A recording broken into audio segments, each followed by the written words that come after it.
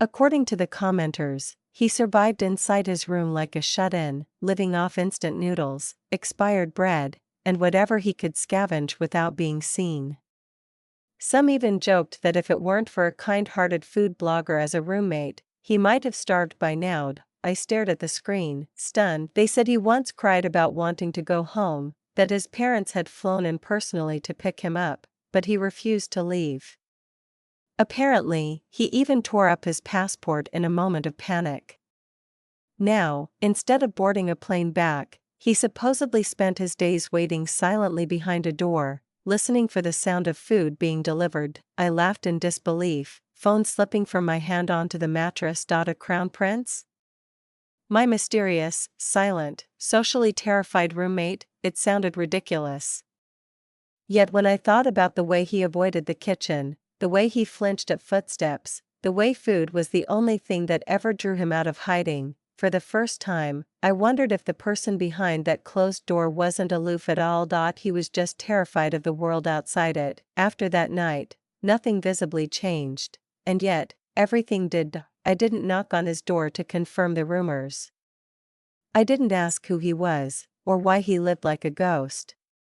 Instead, I did the only thing I knew how to do. I kept cooking. Every time I finished filming, I packed a portion of food carefully into a clean container and walked down the hallway.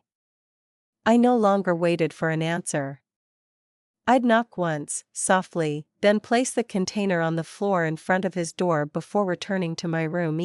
I would say through the door. Sometimes I heard nothing. Other times, there was a faint shuffle, the barely noticeable sound of someone moving on the other side. When I came back later, the container would be gone, washed neatly and placed outside my door by the next morning. No notes.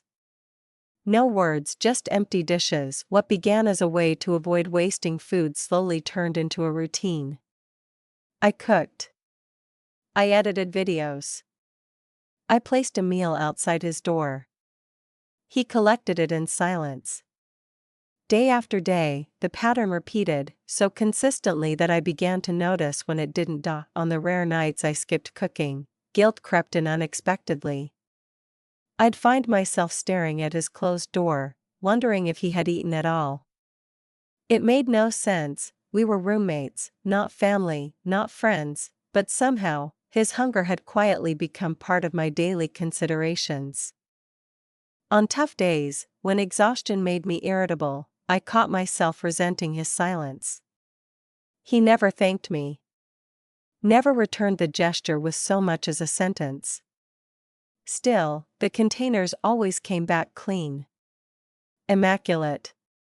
Handled with care that, more than words, told me everything. He didn't treat the food like leftovers. He treated it like something precious. Without realizing it, we had built a relationship without faces, without conversation, held together by shared hallways, warm meals, and the unspoken understanding that neither of us wanted to be alone in this foreign place, and somehow, that was enough. Of course, patience isn't something I possess in unlimited supply. Some days, after endless lectures and frustrating edits, my mood sank for no real reason.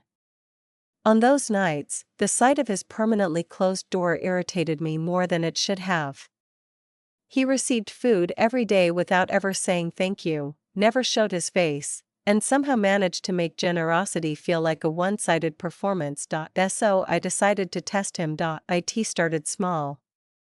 One evening, I squeezed an unreasonable amount of mustard into a burger, far more than any sane person would enjoy.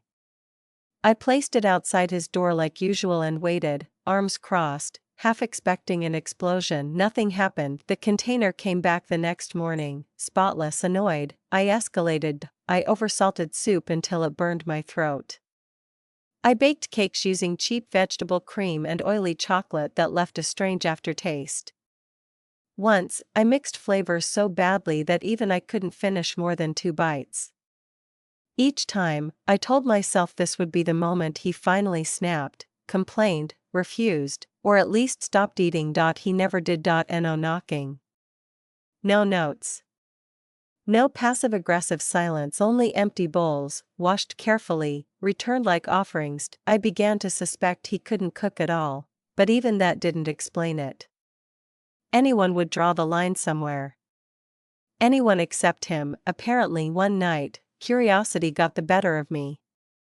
I pressed my ear lightly against his door after leaving a particularly questionable meal. Inside, there was only quiet, then faint sounds. A lid opening. Chopsticks moving. Slow, deliberate eating.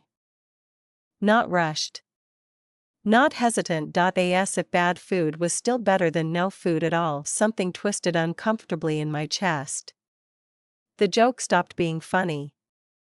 Whatever I was testing for, entitlement, arrogance, ingratitude, it wasn't there. What I found instead was a person who accepted everything without complaint, and somehow, that hurt more than if he had yelled at me, because it meant he wasn't being indifferent, he was enduring. And suddenly, my small acts of cruelty felt far heavier than I had ever intended. The change came without warning.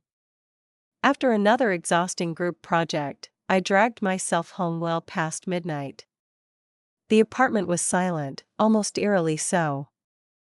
When I switched on the light, something unfamiliar caught my eye, a small box resting neatly on the dining table. At first, I thought it was a mistake. A delivery left at the wrong address, maybe.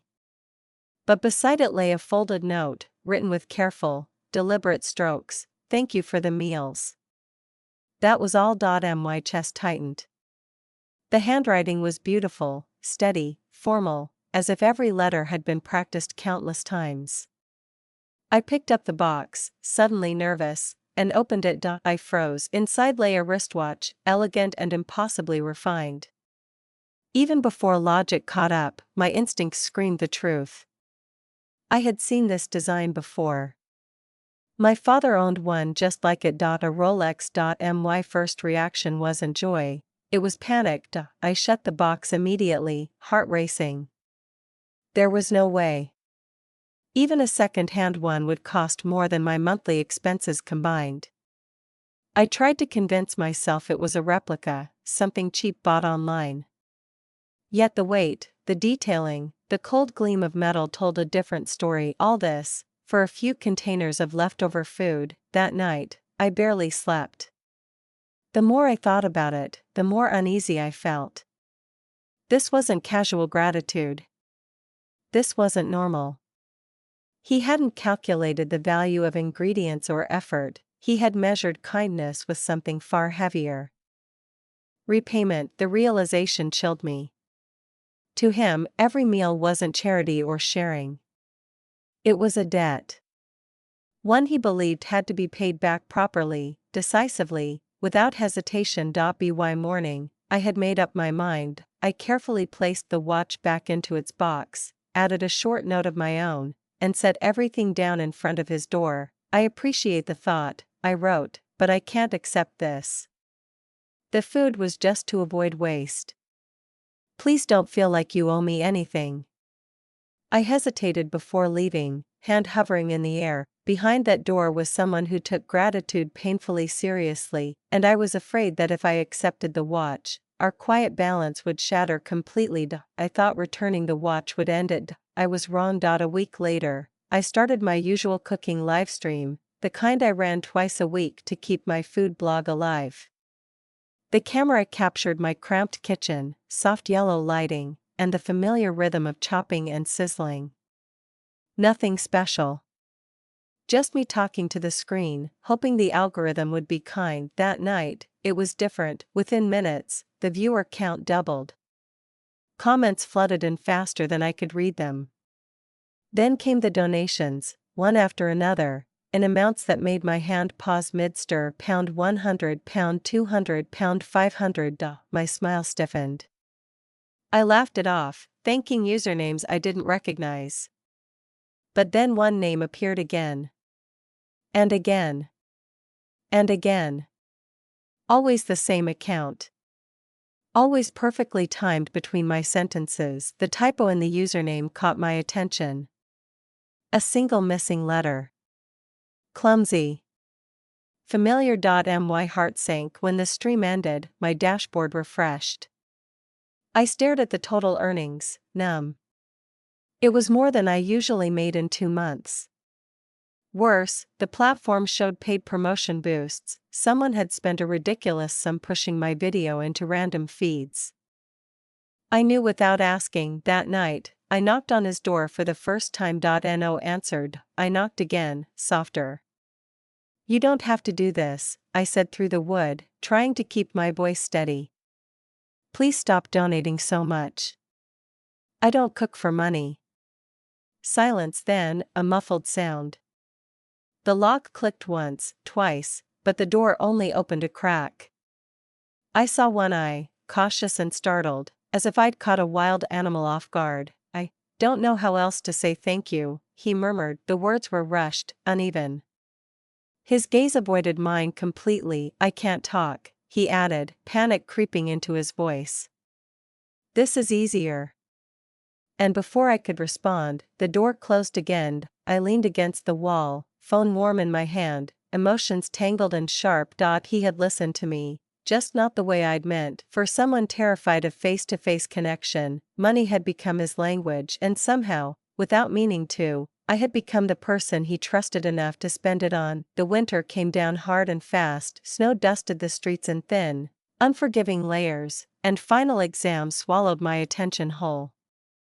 I woke up to alarm clocks and deadlines, fell asleep with notes still open beside me. Cooking paused. Livestreams stopped. The small routines that had quietly linked our lives disappeared without me noticing. 3 days passed before it hit me. His door. No containers outside. No returned bowls neatly stacked by morning. The hallway felt wrong, too quiet. I told myself he was fine, that he didn't need me hovering like some self-appointed guardian. The 4th day, dread settled in my bones. I knocked. No answer. I knocked again, louder, panic creeping into my fingertips. Still nothing. I pressed my ear to the door and heard only emptiness. His phone went straight to voicemail. That night, snow fell heavier. I searched the apartment, the nearby shops, the usual places I imagined he might force himself to go. Nothing. Every scenario my mind created ended badly. Near midnight, I wandered into the small park 3 blocks away, my breath fogging the air. That was when I saw him. He sat on a bench buried half in snow, coat too thin, shoulders shaking violently. His hands were red from cold, fingers curled uselessly into his sleeves. He didn't notice me at first, then I heard it, quiet, broken sobs, raw and uncontrollable. I rushed forward. "What are you doing out here?" I whispered, fear and anger tangling in my voice. He flinched like I'd struck him. "I thought something happened to you," he choked out, words collapsing over each other. "You didn't come back. You didn't leave food. I tried to find you." He buried his face in his hands, tears spilling freely now. "I got lost. It was too noisy. I couldn't go back." My chest ached. This was the first time he'd gone outside. For me, I wrapped my scarf around his frozen neck, kneeling in front of him, snow soaking through my jeans. "I'm here," I said softly. "I'm not gone." And in that moment, in the freezing dark, I realized how fragile the quiet world we'd built truly was, and how deeply we had already stepped into each other's lives. Getting him home felt like guiding someone across a collapsing bridge. He followed a step behind me, head lowered, breath uneven. His body trembled, not just from the cold, but from the effort of being outside for so long. The streets were quiet, lamps casting pale halos on the snow. I slowed my pace deliberately, afraid that if I rushed, he might fall apart completely. Halfway down the block, I felt it. A light tug. I looked back. His fingers had curled around the sleeve of my coat, hesitant, uncertain, as if even that tiny movement required immense courage. He didn't meet my eyes. Instead, he stared fixedly at my elbow, knuckles white. "Don't disappear," he said, barely audible. Something inside me broke open. I nodded, unable to trust my voice. I covered his hand with mine, not gripping, just sheltering it from the cold. He flinched at first but didn't pull away. That alone felt monumental. Back at the apartment, I turned the heating up high and wrapped him in a blanket that swallowed his thin frame. I made hot soup, forcing him to sip slowly, patiently, like someone learning how to breathe again. He shook the entire time, silent tears slipping down his face. I didn't know what to do, he whispered eventually. People scare me. Noise scares me. But the thought of you not coming back, that scared me more. I sat beside him on the floor, close but not touching, giving him space. I didn't mean to leave you alone like that, I said. I should have told you. His fingers tightened around my sleeve once more just to make sure I was real. In that small gesture, in that fragile, deliberate choice to reach out, I understood the weight of what he'd done. For someone terrified of connection, this was an emotional leap far greater than words. Outside, snow continued to fall. Inside, something unspoken but irrevocable warmed the space between us. The confession didn't come all at once. It arrived in fragments, hesitant truths layered carefully over quiet evenings and shared meals. He started sitting at the table when I cooked, though he still avoided eye contact. Progress, measured in centimeters. One night, while I was rinsing dishes, he spoke from behind me. My parents know about you. I froze. About me? He nodded, fingers twisting the hem of his sweater. They think I have a girlfriend. The word hung between us, heavy and unreal. They were worried I'd shut myself away forever, he continued quickly. So I told them someone was taking care of me here. That you were important. I turned to face him. You lied? Yes. He swallowed hard. And no. He reached into his phone, showing me a bank transfer record. Monthly. Large. Consistent. They give me money to support you, he said quietly. Living costs. Rent. Food. Whatever you need. My pulse spiked. You did this without telling me? I was afraid you'd refuse again. His voice cracked. To them, I'm responsible for you. To me, he hesitated, shaking. It's an excuse to try. I set the towel down slowly. Try what? His hands trembled openly now. To become someone who can stand next to you. Silence stretched. I don't know how to talk normally. Or love normally, he said. But I like you. Not because you fed me. Not because you were kind. He finally looked up. I like you because when you're gone, the world feels too loud. And when you're here, I can breathe. Tears burned my eyes. I'm changing, he whispered. Going outside more. Talking to people. Failing a lot. Then, barely above a breath, if you don't feel the same, I'll stop. I promise. In that moment, I understood, this wasn't repayment, this was courage. The official beginning of us was surprisingly quiet. There was no dramatic confession, no sweeping promises. Just one evening when I came home to find him sitting at the table, sleeves rolled up awkwardly, trying, very seriously, to cook. The result was barely edible, but the pride in his eyes made my chest ache. I wanted to be useful, he said. I laughed, then hugged him before he could panic. He froze for half a second, and then, carefully, wrapped his arms around me. That was enough. A week later, my younger brother visited from another city, barging into the apartment with the confidence of a storm. He took one look at us, me handing over spices, him obediently following instructions, and raised an eyebrow. So this is him? My brother asked, grinning. The mysterious roommate? I tensed, but instead of teasing, my brother casually slung an arm around my shoulders and said, she's terrible at resting. Make sure she eats on time. My heart stopped. He turned to my boyfriend. Take care of her. If you do, I'm on your side. I watched the tension melt from his shoulders. From that day on, things changed, not all at once, but steadily. He began going out with me, first to quiet cafes, then to grocery stores, then to short walks under evening lights. I learned when to hold his hand, and when to simply walk beside him. He didn't become fearless. He became brave. Cooking turned into something we did together. My live streams resumed, now with an unseen presence behind the camera, always refilling my water. At night, we talked about fears without shame. Love didn't cure him, but love gave him a reason to keep trying, and in healing each other, softly and imperfectly, we found a future that felt warm enough to call home.